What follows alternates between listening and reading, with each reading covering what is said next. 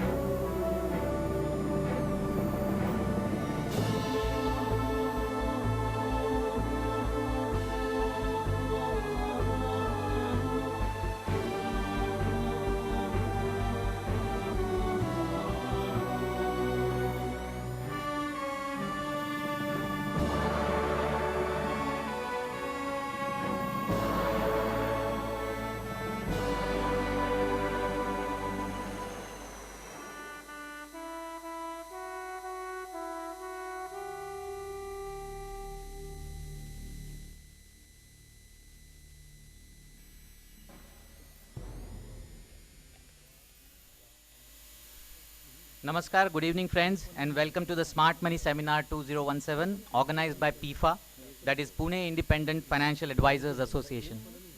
My name is Harshavardhan Bhusari, and I am the Secretary of PIFA and will be your host for the evening. Thank you for taking time out of your busy schedule, beating the Monday blues, and attending the seminar. It is amazing to see you all here. We are also experimenting with live streaming of the event today. I cordially welcome all our friends who are watching this live in different parts of the country and abroad. Thank you for your inquisitiveness and interest in learning more about managing money smartly. संत कबीर का एक दोहा याद आ रहा है, पोथी पढ़ पढ़ जग मुआ, पंडित भया न कोय, ढाई अक्षर प्रेम का, पढ़े सो पंडित होए. Now, what is the relevance of this doha to this investor awareness seminar? In current times, where there is an overload of information, the basic awareness of things has increased many-fold in the metros. We are seemingly more informed. Everyone seems to know everything. However, the half knowledge derived from this information is quite dangerous, as it triggers a false belief in a person that he certainly knows about a certain thing. Now, when it comes to managing his own money, if a person applies this half knowledge, he usually burns his fingers. It is a matter of introspection that when everybody seeks a domain expert in all walks of life, be it a doctor or a lawyer or a chartered accountant, why this transitory option is for managing the money, own money, that also. Now, it is because of this reason that such investor awareness seminars are an essential need for the society. We hope to create informed investors through this who can take prudent decisions for their hard-earned money. Smart investors will in turn make their money work and also earn smartly. Well, to begin with, I request you to please put your mobile on silent mode, and if possible, please put it on the flight mode if possible. We are on board a journey for managing money smartly, and I am informed that for the sake of hassle-free transmission to our friends who are watching through live streaming, this is a requirement that if you can put your mobiles on the flight mode, because it might disrupt the transmission from here. There are also some cables spread across the floor for live streaming. Please be cautious about it when you move across the auditorium. On behalf of PIFA, I would first like to thank our sponsors for the program. We have platinum sponsors, Mahindra Mutual Fund, HDFC Mutual Fund, Sundaram Mutual Fund, and Motilal Oswal Mutual Fund. We have diamond sponsors in Mirai Asset, Axis Mutual Fund, ICICI Mutual Fund, and Birla Sun Life Mutual Fund. We have gold sponsors in Canara Robeco Mutual Fund, DHFL Pramerica Mutual Fund, Reliance Mutual Fund. And we have silver sponsors in Kotak Mutual Fund, Tata Mutual Fund, IDFC Mutual Fund, Invesco Mutual Fund, and SBI Mutual Fund. They have all given valuable support to us to arrange this event for a very noble cause, that is investor awareness. May I request you all to give a big round of applause to all the sponsors. This year, the core committee of PIFA, with support from our sponsors, has planned to arrange smart money seminars in different parts of the city over the next 3 months period. I request you to mark your calendars and be present for all the events. Just for your information, the schedule of events is that the next event will take place on 24th of February at Garware College, Karve Road. And the speakers would be Hitesh Mali from ICICI Mutual Fund and Ashutosh Kumar, the CIO of Mahindra Mutual Fund. On 11th of March, we will be having the session at Karnatak High School at Eranwane. And the speakers would be Mr. Kishan Sharma from HDFC Mutual Fund and Mr. Ashish Pimple from Axis Mutual Fund. On 12th of April, we are planning to have this session at Bal Gandharva, and our speakers would be Mr. Ramdev Agarwal from Motilal Oswal Mutual Fund and Mr. Sunil Subramaniam from Sundaram Mutual Fund. It is PIFA's endeavor to bring to you the best of speakers to help you take smart decisions regarding your money matters. With your support, we hope to make the Smart Money Seminar a regular feature in the events calendar of the city of Pune, because as they say, our city deserves nothing but the best. Just to inform you about the event flow for today evening, we will begin with a short speech by PIFA President Mr. Ajay Ladda, followed by a felicitation of both our speakers today, the guest of honor Mr. Swaroop Mohanty and Chief Guest Mr. K.S. Rao. Our first speaker for the evening will be Mr. Swaroop Mohanty, followed by Mr. K.S. Rao. At the end of each session, we will have a question-answer session, and I'm sure that all of you will be getting some huge value addition by attending this seminar. I would now like to invite the President of Pune Independent Financial Advisors Association, Mr. Ajay Ladda, to tell us more about our association and its objectives. Please welcome Mr. Ajay Ladda.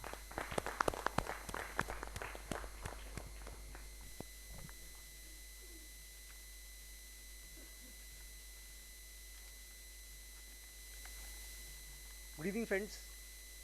PIFA, which today has over 200 members and is among India's premier advisor association, was started around 2009-10 by a group of 8-9 IFA friends. The trigger was they were not able to understand that in 2007, when at a 20,000 index, their investors were flocking to put money in the equity markets. In 2008-9, when the index had corrected to 10,000 and there was a 50% discount, no one wanted to touch equities with even a barge pole. A 50% discount on Amazon meant your sales should have quadrupled, but a 50% discount in the equity markets meant no one wanted to even touch equities. After a lot of brainstorming, they realized perhaps that the reason for this was the focus on short-term returns. In 2007, at an index of 20,000, the 1-year, 5-year returns were 30-40% compounded. But in 2009, when the index had corrected by 50%, the 1-year returns were minus 50%. So the question was, how do we ensure that investors keep investing both in good markets and down markets? And after a lot of brainstorming, they felt the solution was to shift the focus away from short-term returns to getting investors to focus on their long-term financial goals. This meant that we defined their goals more clearly. What were their educational goals? What were their retirement goals? This meant we achieved those goals through investing regular amounts monthly over a period of 5, 10, 15, 20 years, and took our focus off from short-term returns to thinking in terms of 15-20 years. And the results are there for everyone to see. So over the last 6 years,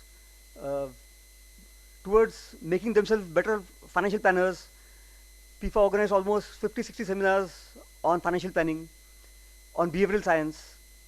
And today, we find that the amount of money that we collect in terms of regular fixed investments is almost gone up by 5 years over this last 5-6 year period. So we have been able to truly shift our clients from the short-term phenomenon to long-term phenomenon. And we find that even during periods of turmoil, like this recent demonetization, the investor inflows went up sharply instead of panic.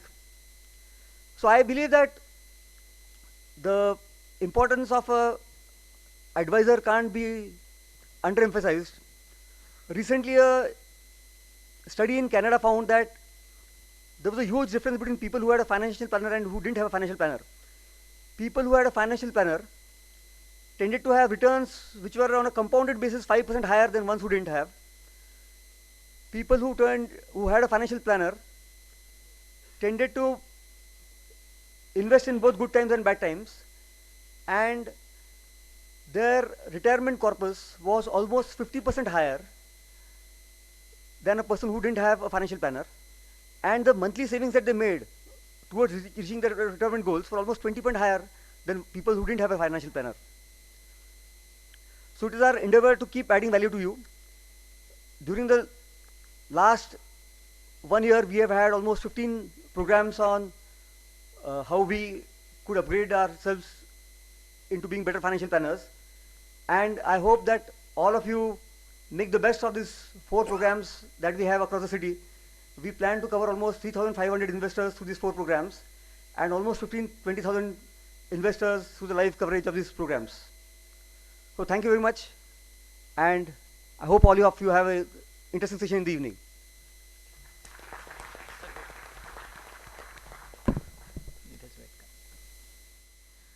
I now request our Vice President, Mr. Rajendra Satalkar, to please lead our guest of honor, Mr. Swaroop Mohanty, and Chief Guest, Mr. K.S. Rao, to the dais.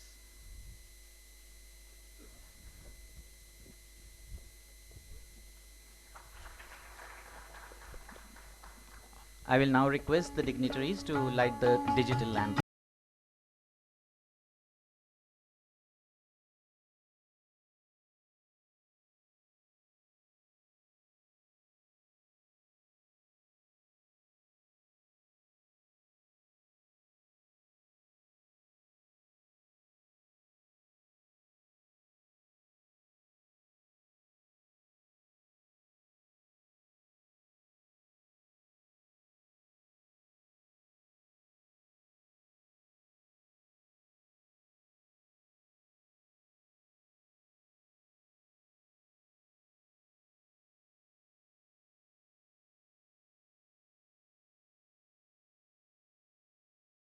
May I now request PIFA President Mr. Ajay Ladda and Vice President Mr. Rajendra Satalkar to felicitate our guest of honor, Mr. Swaroop Mohanty, who is the CEO of Mirae Asset Global Investments India Private Limited.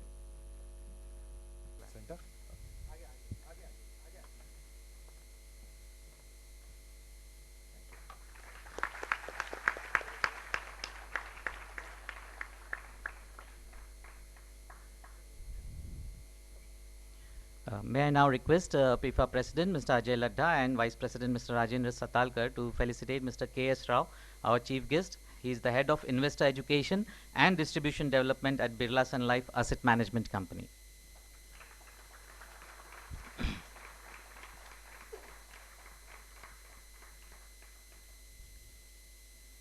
I request the dignitaries to please take their seat in the auditorium. संपत्ती आणि समृद्धी याची ओढ प्रत्येकालाच आहे.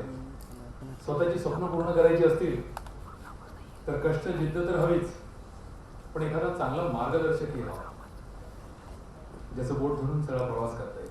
आणि मला सांगायला अत्यंत अभिमान वाटतो की पिफा आणि पिफाचे सदस्य हे या मार्गदर्शकाची भूमिका उत्तम तऱ्हेने निभावत आहेत. असं म्हणतात की if you are born poor it is not your fault. If you are born poor it is not your fault. But if you die poor, you can only blame yourself. In fact, exactly with this thread of thought, our guest of honor, Mr. Sarup Mohanty, is here today. What is richness? What is rich? What is being rich? How to develop a rich mindset? What are the new instruments of being wealthy? How to convert your wealth into abundance? संपत्तीकडनं समृद्धीकडे कसं जावं? These are a few issues which he will tackle in his very interesting presentation. My very good friend, philosopher and guide, Mr. Sarup Mohanty is a thinking leader, visionary of our industry. He has over 21 years of experience in financial services, out of which 17 years is with mutual fund industry.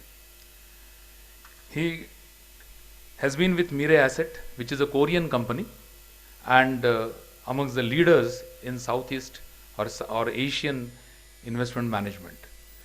One of the fastest growing AMC, which has very many satisfactory clientele, and he has been the spear leader or the person at the helm of taking this AMC forward. He looks after the entire AMC operations all over the country, and before this he was a national head. He has also worked, he had his stints with Franklin Templeton Investment Management and also with Religare Mutual Fund.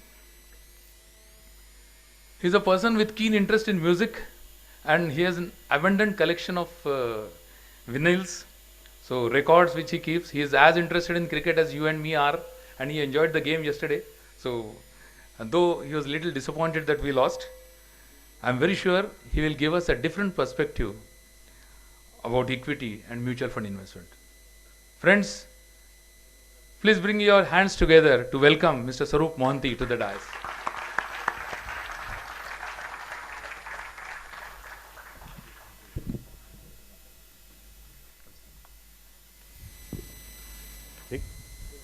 Thank you, Bhushan sir, for your kind words.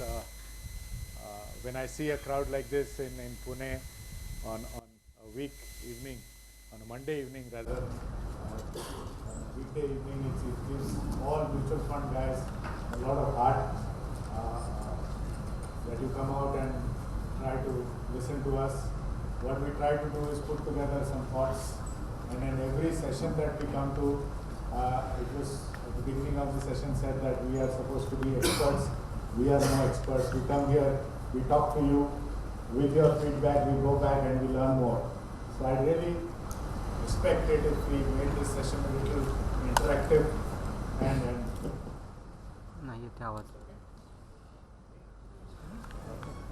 otherwise the problem is the presentation might not get seen. So that is why you have to dim the lights. Yeah. So on behalf of Mirae Asset, I'd like to thank PIFA for this wonderful opportunity for us to come here and share our views a bit with all of you, respected members of PIFA, my colleagues from the mutual fund industry, and all of you gathered here. What I'd like to do today is share some of our views on what we feel is the way of investing today and going forward. I think the session today is being shared by me and Mr. Rao. Mr. Rao is the expert, so there's a lot of pressure on me to perform.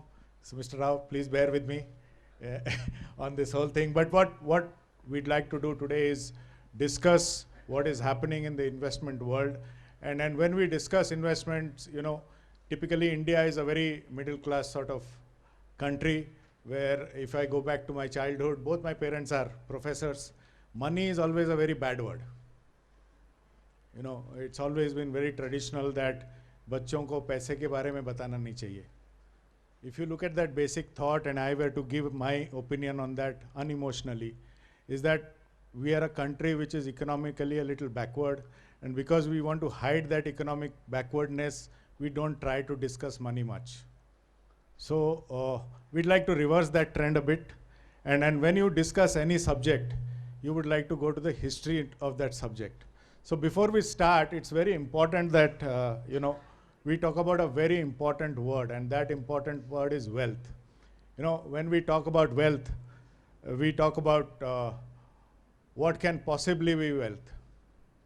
बहुत लोग मुझे कहते हैं कि जिसके पास पैसा है वो wealthy है, जो रिटायर बहुत पैसा लेके करता है उसके पास वेल्थ है. So if anybody can come across, you know, I have gone through 25 years of trying to understand wealth. I'm still trying to understand what the possible क्या कहते हैं definition of wealth can be. And I got the answer from one gentleman which I'll put up. But before that, if there's any answer I'd like to take on what is wealth. Any? Yes? Good thoughts. Yes, absolutely. But from a financial point of view, otherwise also, fantastic. So good thoughts about money, if I can bring it to good thoughts about money. Because today we are discussing money. Land, okay, perfect. Abundance of resources. Land, abundance of resource. Yes, ma'am. Financial freedom. Very big word, financial freedom. Earn, spend and enjoy. Okay. Abundance. Power to spend when it is desired. Okay, basically, you know, you have to have abundance.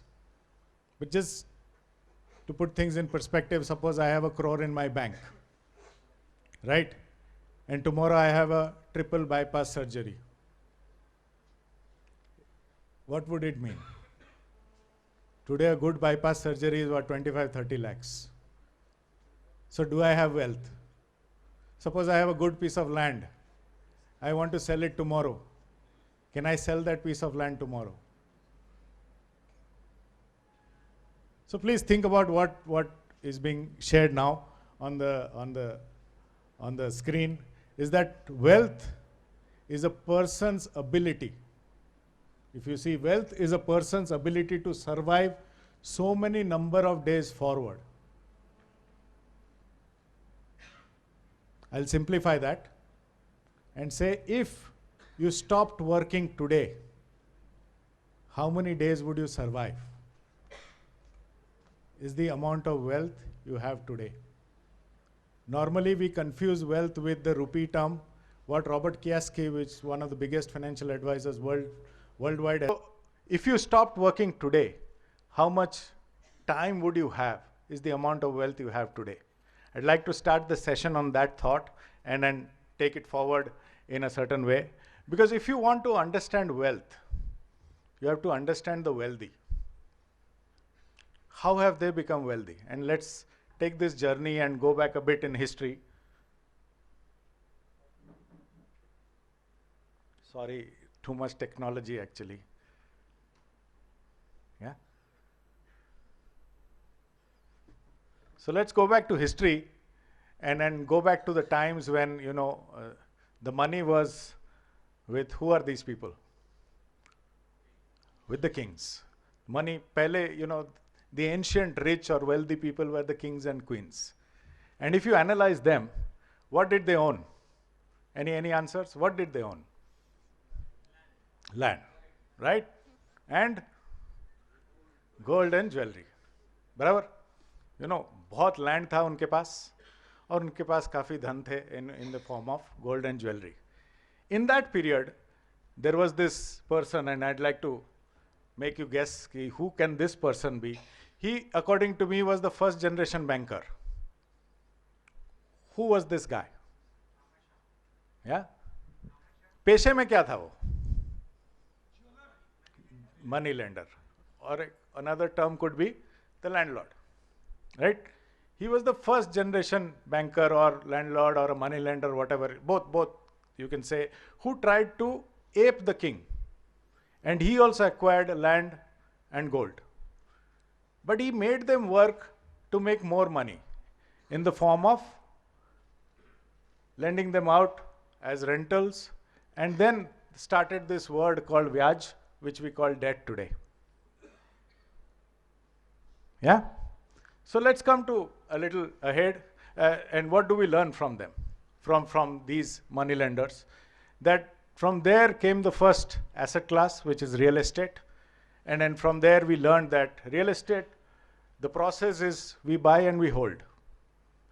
I have not heard anybody who's bought a house to sell till the last 5-10 years. You know, if you go across any family in Pune, and if I go back to my life in Bhubaneswar, I'm born, brought up from Bhubaneswar. My father would take me around in the town and show me a place कि ये ज़मीन ना मेरे को 5,000 रुपए मिल रहा था, मैंने खरीदा नहीं. You know, and you reflect that on many of our lives, and you think of what Koregaon Park would have been then and what it is now. And then nobody, I've never seen my father buy a house to sell, or is it ever planned to sell. It then became inheritance, right? We can talk about inheritance later, but the land or the house which people got was then given down to the son. It was basically a buy and hold strategy. If you look at the other one, which is even more interesting, which is gold, and let's analyze gold a bit, okay? From gold, from there we understand that they also never, they also bought, and gold is never sold. You know, I come from the East, where gold comes with social stigma. And let me explain this social stigma a bit. How do we buy gold? Right? We attach a day every year. Which day is that? Yeah, Akshaya Tritiya, Dhan Teras, right? And फिर we keep on buying it generations after generations. And then we attach a very simple superstition to it कि you cannot sell the gold. तेरे ये दिन आ गए कि तेरे को सोना बेचना पड़ रहा है. You cannot sell gold. It is a phenomenal process of buy and hold, and if you attach that to any financial process or any process of financial investing, it primarily focuses around these two processes. So let's go a little deeper into this gold philosophy or the process of gold. What we feel from gold investing is it's probably the best form of SIPs that has ever been invented. If you go back to, I mean, there are a lot of financial advisors here, but इनके पूर्वज जो थे, they identified this commodity called gold. Then they said that, you know, you have to buy it regularly. You gave one SIP date every day. And please understand, gold is a commodity. Commodity is sold on supply and demand. और आपको पता है कि धनतेरस के दिन सबसे ज़्यादा buying होगा, तो उस दिन will be the highest price of gold. Does anybody care, or is anybody bothered? Because by rule, you have to buy. So that is the first SIP date that happens. What happens with gold then is that we are talking about SIP for 2-3 years. This is a generation after generation SIP. The father, mother buys, then it goes to the daughter, then it goes to the granddaughter. The gold is then given down. Some people say that, you know, gold kya hai? Gold hi to kharid rahe ho. Nahin. The ladies then change schemes. आज ये jewellery ठीक है, नहीं नहीं थोड़ा jewellery change कर देते हैं. So change of scheme also happens in gold investing. Okay, and you continue that process and you add that to any asset class. It is a successful process of investing. As simple as that. What matters when you buy in gold does not matter anywhere else. Simple thing is you just buy. Timing has not mattered over the centuries. Price has not mattered over the centuries. What has mattered is just you buy and you never sell. And that is how, over the centuries, we've made wealth in the form of that commodity called gold. If anybody disagrees, people are ready. I'm free to disagree with anybody, but correct me if I'm wrong, if that has not been the process. I come from the East, where I can definitely tell you that gold investing is probably 20 times more than what I see in the West. Our complete social status is dependent on how much gold we have in our house. And we don't talk tolas of gold at all. Mr. Rao will also bear with me when he understands what I say. We talk kgs of gold. And it's not funny, but you know, the lady who comes into the house on the first day of marriage, the amount of gold that comes out of that suitcase defines her social status going forward in that family. Some people really are mad at me because I buy gold. Because I buy gold not because of wealth or anything. I buy gold, frankly, because I'm scared of my mother. because I have a son, and someday, hopefully, he will get a wife. And on that day, I have to give that much of gold. If I don't give that much, trust me, sir, my mother will come down and say, कि तेरा औकात ही नहीं है, चल मैं दे देती हूँ. That is how it works back in the East. But how has this, because my parents are just professors. Okay, they're paid only that much. How has that gold accumulated? Because it's an accumulation down from probably the 4th or 5th generation. If you put things in perspective, why are we not worried about this date? Why are we not worried about the price? Because we are probably the 8th or 9th generation gold buyers. And when you become 8th, 9th generation buyers in any particular asset class, you become very, very pedigreed buyers. हमें आदत पड़ गई है of these two asset classes, which is real estate and gold. It's recently that in the last 5-10 years that people have started buying second house or third house. But normally, घर में एक ही घर होता था. Okay, so when you look at these two asset classes, they have a lot to teach us. And when we progress further in the history of wealth, and we come to the modern world, who had the money? Any guesses after the kings who we considered as really rich people across the world? Any guesses? नहीं उनसे पहले industrialist modern हो गया उनसे पहले जो हम लोग मे बी 20-30 years ago जिनके पास बहुत पैसा हुआ करता था. नहीं माफिया थोड़ा उसके बाद आया. माफिया के पास भी आया है Pablo Escobar if you know उसके पास भी पैसा था बट उससे थोड़ा पहले I mean I just because of run of time it was the sheikhs and they were the new Kings you know and why did they have money what did they have? They had oil. And why couldn't everybody have money like the sheikhs? Because oil was only in the Mideast. And because oil was in the Mideast, this wealth also remained in the Mideast. And that is why it could not become an asset class like real estate and gold and could not come to people like us. If it were available in our backyard, we would also have become sheikhs. So let's come to the modern world. Who are the rich now? Who are the rich? नहीं sir, politicians के पास इतना भी पैसा नहीं है. I'm talking about the real rich. है उनके पास, but इतना भी नहीं है. So let's look at some people. This is the Oxfam report which just came back in January 2017. Let me tell you this, it's a photograph of 8 people. And the shocking thing is, these 8 people own 50% of global wealth. 100 रुपया अगर world में है तो 50 रुपया ये 8 आदमी के पास है.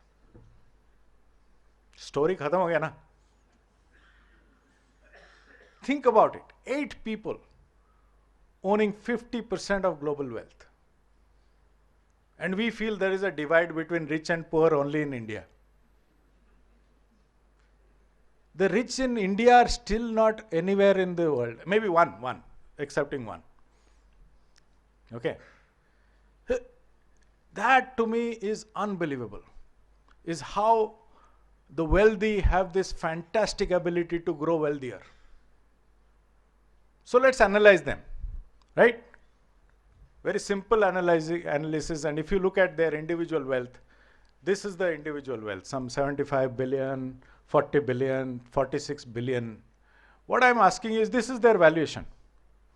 And these are the organizations that they own. Bill Gates, obviously number 1 with Microsoft. I don't know if you know Mr. Giano, he's a Spanish founder of the big brand called Zara. If you come to Mumbai, there is Zara there. Pull & Bear is his sister concern, a fashion brand, making him the number 2 person in the world. Warren Buffett, the best fund manager globally, is number 3. And then Carlos Slim, he's the big telecom operator worldwide. We have Jeff Bezos, who owns Amazon in this. And we have Mark Zuckerberg. I think everybody knows who Mark Zuckerberg is. And we have Bloomberg, the new entrant in the top 10. And these are their values. The question I'm asking is, what is the meaning of this value? Yeah, so let's analyze that. What is the meaning of this valuation? And if I were to define that, is the valuation of this, is the companies are the new kingdoms. ये नए राजा हो गए, and सारे across the world they have their kingdoms. If you look at Microsoft and you see the number of people employed, it's like a kingdom. If you look at Facebook, Amazon, Infosys for that matter, see the number of people who are employed. I work for Mirae Asset. We are owned, our king is a gentleman called Mr. Hyunju Park, who is based out of Korea. He operates in 16 countries. मैं प्रजा ही हो गया ना. But that is the new kingdom. The companies are the new kingdoms globally. And the owner's wealth, which we call wealth, is the valuation of his ownership in his company. That 76 billion that you saw is his valuation in that company.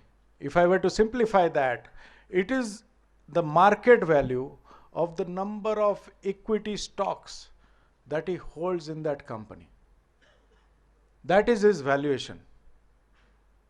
So what is the conclusion? The conclusion is the new kings now own equity. And isn't that very simple? Agar this is what the new kings own, isn't that what should be the way forward? And I'd like to discuss this part a bit in the rest of the presentation that we have, and share some thoughts. We can agree, we can disagree, we can discuss, and I'm very open to all discussions that we have. But the bottom line is, today, the real wealthy, or if I were to drop the chart of the top 500 rich people or the 500 wealthy people, it would also follow the same trend. There's no difference. There is no sheikh appearing in the top 250 people in the globe now. That has been the dominance of equity over all other asset classes in the last 30 years, only 30 years. We also know how, when Microsoft was founded. It was not founded when I was in school. It was not founded when I was in college. It was not founded when I started working. 1996 was a very defining moment across the globe. Lot started after 1996, and that's just 20 or maybe 30 years ago. That's how early it has been, and it is going to stay. When I say it's going to stay, let us discuss some part of it. So when we go back to the earnings, and I were to summarize what I've said till now, is that the asset class is real estate, and in that again, as rightfully pointed out by Mr. Robert Kiyosaki, that the house you stay in is never the asset. I don't want to get into that. We can do a separate session on that. The second house is your asset. Because आप अगर बीमार हो जाएंगे या कुछ भी आपका emergency आएगा, फाइनेंशियल इमरजेंसी, तो आप अपना घर नहीं बेचने वाले. You are going to borrow money and meet that emergency. You are not going to sell the house. If you are not going to sell the house, then how is it an asset? Yeah, we can debate that later, but that's not the main reason of the thing. Gold is a commodity with time value, and all of us in India have seen the time value of gold. Debt is a principal safety asset with interest. I think the second session will be more dedicated towards that, so I'll leave it to that. And equity is the investment avenue of the wealthy as we speak. Yeah. So how do we own equity? It's very clear. All of us know this is the Bombay Stock Exchange. You can own it directly through the stock exchange. And if I were to break that up and show you the entire market, there are more than 5,000 companies registered in the stock market. The annual reports are always available to you to see, and one has to buy and sell through a registered broker. You cannot go to the stock market and buy it directly, right? The key to making money in stock market is analyzing this entire market and choosing the right stock. That leads to wealth creation in the stock market. Now here I have some thoughts, and then we can discuss these thoughts. It's very clear that if you want to own equity, you own it in the stock market. And my humble request is, if you feel you have the aptitude and capability to buy stocks directly, then you should. There's nothing stopping you. It's a fantastic asset class. If you feel you can analyze this 5,000 odd companies, read all the annual reports, know the stock for tomorrow, you should go and buy them directly. And if one does not have the capability and ability, that is one part. I'd like to talk about the other part, which I feel is more important, and one does not want to get in that capability. One part is you do not have the capability and ability, and simultaneously they go together. They don't go separately.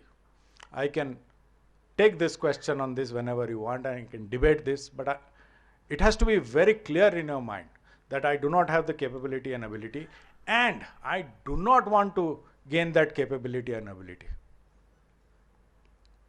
The way to invest through is mutual funds, because that's our job. We invest on your behalf. I think you would have attended many sessions on what are mutual funds, how do mutual funds work. But I'd like to leave behind a thought on what is mutual fund, and in what I've learned from over the years of trying to represent this product is that mutual fund is the only financial instrument that rightfully, and I repeat the word rightfully, shifts the risk of investment back to the investor. Please understand, it is your money, and you are responsible for your money. Sorry, I'm being a little blunt, but that's how it is. The risk of investment is yours. It is your money. We at a fund end try to manage your money better. That is our job. Yeah? So let's look at the mutual fund market again. There are some 2,225 schemes registered, out of which 824 are open-ended. There's some 1,300 closed-ended schemes, some 69 interval schemes. They are further divided into categories of debt and equity. Debt, there is liquid, short-term, mid-term, long-term.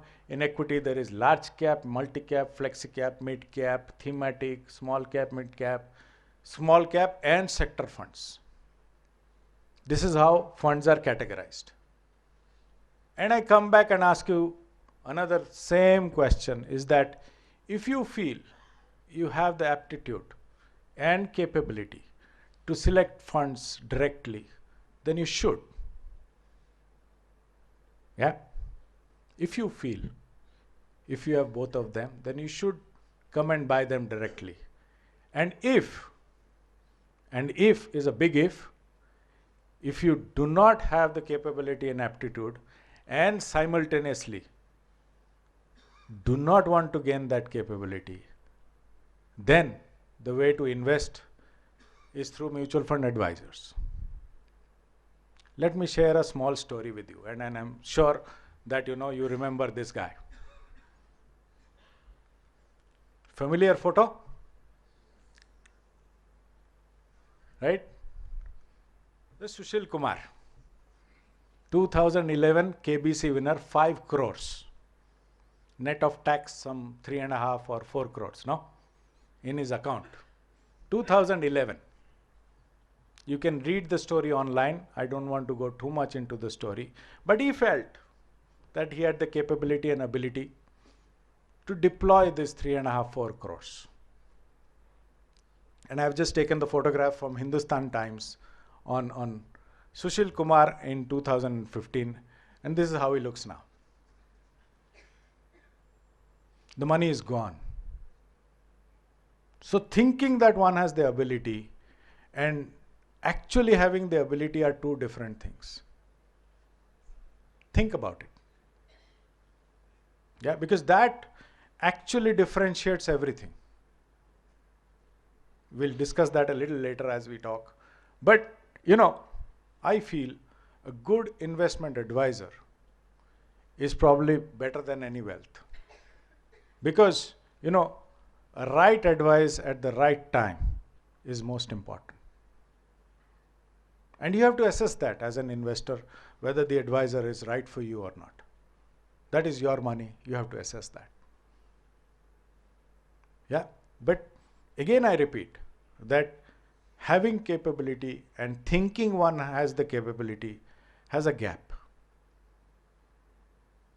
And that gap, trust me, only comes to realization after losing a lot of money. And there's one standing in front of you. So, I've tried my level best to understand the stock markets. but I failed miserably because I represent the sales side of mutual funds. I am not a fund manager, and whenever I've tried to do that, I've failed terribly. It is said in most of my colleagues who've learned कि अभी स्वरूप ने खरीदा ना, अभी तुम बेच दो उसको. अभी big investor आया है, बाजार बिल्कुल टूटेगा. I've learned it the hard way, so I invest through mutual funds, and hopefully, I should end up quite okay at the end of my career. But when we think of equity, and think about it, when we say कि ये scheme है आपके पास, आपके पहले दिमाग में क्या आता है? What is the first word when we talk about a equity mutual fund? First word. Risk आता है? नहीं, ये mutual fund वाले are not allowed to answer. Risk नहीं आएगा सर, guaranteed. First word आएगा is return क्या देता है? हाँ, कितना देती है, right? And the second one obviously is the stock market. So let's analyze these two parts. I don't want to go very deep into this subject because it's a very vast subject. So I'd like to restrict myself to just these two parts of the discussion and share with you what is return expectation or a realistic return expectation when it comes to mutual fund or equity mutual fund. We normally say that the return expectation is GDP plus inflation. जो country का GDP है उससे आप inflation add करो, उसके ऊपर थोड़ा जो फंड मैनेजर अल्फा देगा, that is a realistic return. Now let's put things in perspective. The GDP of India is what today? 7. या व्हाट इज इन्फ्लेशन? 5, 6, 12 प्लस जो फंड मैनेजर देगा. Okay, let's keep that thought in mind and take the rest of the discussion. Okay, but when I compare India to say US, what is the GDP there? 1, right? Growth. And what is inflation there? 0. So what is the return expectation there? Absolutely. Yeah. Leave that thought also, and we'll come back to that in the next slide. Okay, so I just like to take 2 minutes to explain this slide. This is a slide of 8 funds in the market. Since I'm not allowed to take names, but if you put these percentage, there's a fund A which has given 27.4%. That NAV is around 900 rupees in the market. If you were to go back and check, I think Mr. Rao's fund is also featuring here. These are all funds which have crossed 20 years, in the last 20 years. If you look at the average return that has come, has been 26%. And we are talking about diversified equity funds. 20-year return, meaning your 100 rupees has become 12,608 rupees in the last 20 years. Right? That has been the past return. But when we talk to you, what do we say? एक छोटा सा line नीचे लिखते हैं. Past returns are not sustainable. So let us not discuss past returns and let's talk about the future. Right? So here is another fund which has completed 9 years. And trust me, if you take out Economic Times of India tomorrow morning, in the large cap category, it is number 1. Okay. So incidentally, it's our fund, so I'm allowed to take the name. It is Mirae Asset India Opportunities. But this, your 100 rupees has become 322 in 9 years. Okay, and let's go back to those 2 thoughts that we said, that our GDP is 7 and US GDP is 1. Just think about it. And thoda iske baare mein, let's think about it a little larger and understand what I'm trying to say here. Is that in the last 20 years, you had got 26% on an average. One of the top funds in the market for the last 7 years, for the 9 years, has only tripled your money. This on an average had made your money how many times? 100 rupees going to 12,608. I am very bad at maths. 120 times. So this in 9 years is 3 times. What it will mean is that for the next 11 years, this fund has to generate 38% to give you this kind of return. Whether it's possible or not, I leave on to you to decide. I'm not the right person to talk about it. You are capable people. But please think of what we discussed in the slide previous to that. Your returns are maximum when a country goes from underdeveloped to emerging market. They're still there when emerging market goes to developing country. It is finished when it is a developed country. Right? India is, at this moment, an emerging market. On the process, because of 5-6% growth, of becoming an developing country. Still, it is not late to own equity. 10 years later, if I am here giving the slide, same presentation, I will be talking GDP at 1% or 2%. Then the alpha that we talk about will be over. See, alpha over does not mean anything bad. Let's look at that same country. I just saw the a video of the World Bank chairman saying that the middle class of the US earns between 700 to 1500 rupees a day. Is that what the middle class of India earns? It earns half of that, or maybe a little less. When we become developed, our earnings also go. The interest rates also fall. So the differential requirement is not that high. Okay, but what I'm trying to say here is that even after tripling the money, in the next 11 years, it will need an astronomical 38% to match these returns. Or the point I'm trying to make is the alpha is already diminishing. And if you let it remain in this status for another 5 years, probably this 38% will look at 50%. See, every asset has a value when you own it before time. There have been enough instances which has given us a second chance to buy equity. Demonetization being another. I think Mr. Rao will discuss it in the second half. So you get another chance to own it. The more you lose it, or more time goes by, the more you lose this asset class. So there is a time to buy it. And that time is still now.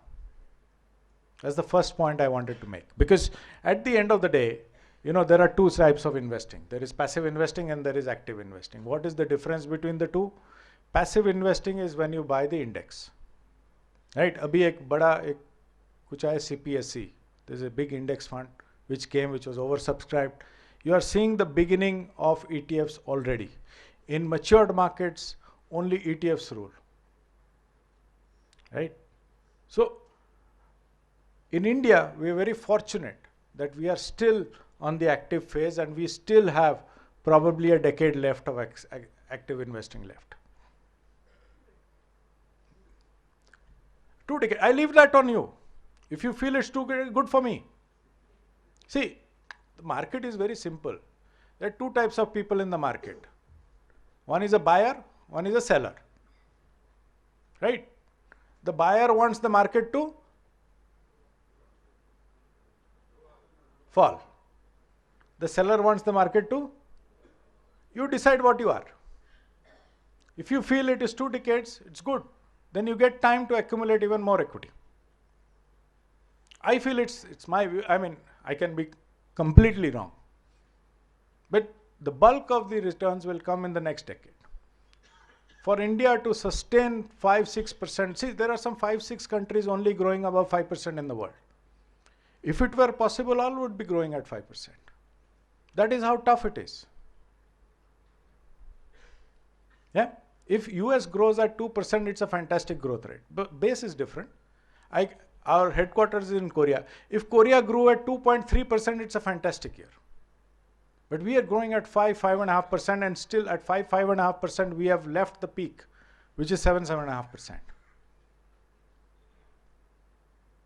So just give it a thought. I don't want to stand here and give you a very rosy story of what it is. I just want to give a very realistic thing. What I'm saying is, this is a fantastic asset class, and you are beginning to run out of time on that fantastic asset class, is what I'd like to leave behind. The other part, obviously, is when I've said that, 100 rupees has to become 12,600. How many people have earned that 12,600? That's most critical. Fund performance has no value if people don't earn. It has no value. This is what we call investment return versus investor return. And the difference is what we call a behavioral gap. Because funds are performing. Okay, there are enough funds who are performing at 15% a year. If the NAV has gone from 10 rupees to 500, if the NAV has gone from 10 rupees to 900, these are not mutual fund NAVs. These are looking like stock prices. 10 ka 900, 10 ka 500. How many people have earned that 10 ka 900, 10 ka 500? And why shouldn't people earn that 10 ka 500, 10 ka 900? Okay, the other part, on this behavior part, another thought which I'd like to leave behind, and again, it's up to you to decide whether this happens or not. Because let's look at 2 years. In the last 2 years, two dates.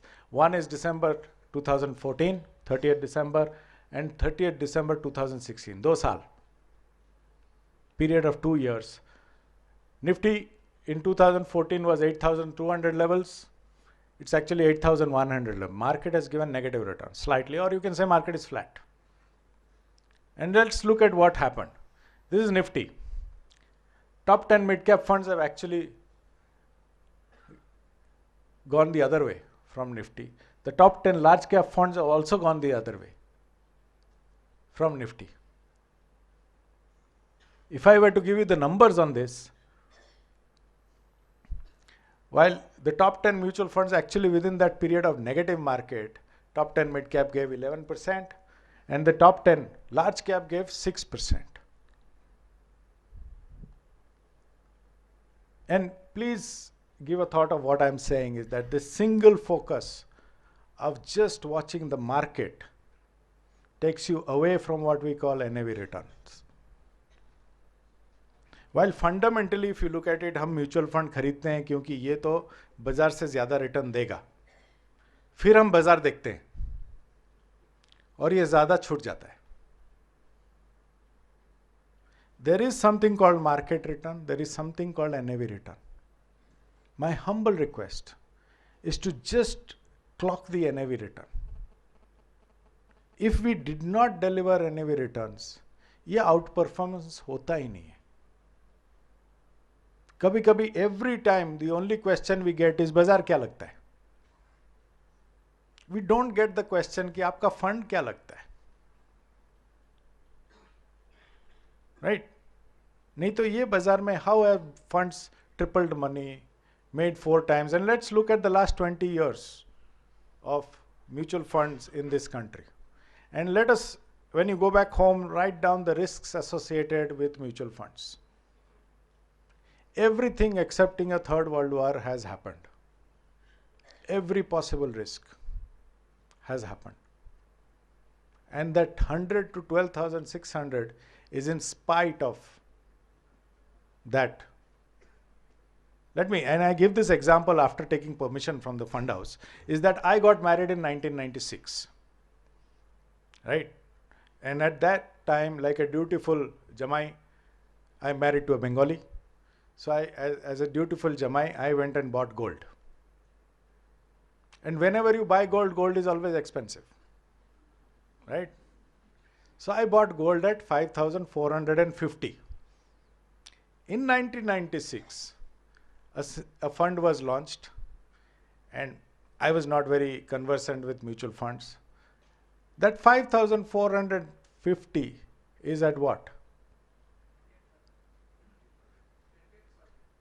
28,000. How many times? 6 times. That fund is 900. I got stuck with gold. And I mean, if you ask my mother, she'll say, yes, gold has made very good money. 6 times ho gaya, aur kya? But that is the difference between NAV return and market return, or perceived return and actual return. So when you look at mutual funds, please, when we look at NAVs, track NAVs, because NAVs per se, when we come to you, we say we will beat or give you an alpha. And we've been giving as an industry. But normally investment decisions are made purely on market. And I can ask anybody and they will tell you, abhi bazaar kharab hai, abhi nahi kar rahe. So now, you know, sometimes when the market crashes, we made it a practice. If somebody redeems and that redemption is due to market, we tell him to please write down the NAV on which he is redeemed. And next time when that person believes market is good and he comes back to buy that same fund, please check the NAV that is buying at. And if I am not right in what I am trying to tell you, please get in touch with me. I will be held responsible for this statement. So please differentiate between market return and NAV return. Yeah. So I think mostly on equity, these are the two things that I wanted to say. But before I end, obviously, there's something which is very important to all of us, and that is risk. And I'll just bring to your attention these 4 individuals. You think they're doing risky stuff? But if I had a camera which would zoom in onto the face, you will only see excitement and happiness on their faces. Risk is the way you look at it. And then on that, you know, I just like to end by saying that, you know, there is always a risk to investing, but there is a risk to not investing as well. Think about it. Yeah. There is a risk to investing in equity. There is a risk to not investing in equity as well. At this moment, let me tell you, there is a higher risk to not investing in equity. Yeah, think about it. There is nothing called no risk investment. Nothing. Yeah. It is important that you're comfortable with the risks you are associated with and whatever investment avenue you choose. It's very important for you to be comfortable. If you feel risky, equity is risky, it's not for you, it's okay. There's nothing wrong with it. But if you want those kind of returns, then you have to be comfortable with that risk. They don't go elsewhere. Yeah. On this note, I'd like to wish you very happy investing going forward, and thank you for the patient listening. Thank you so much.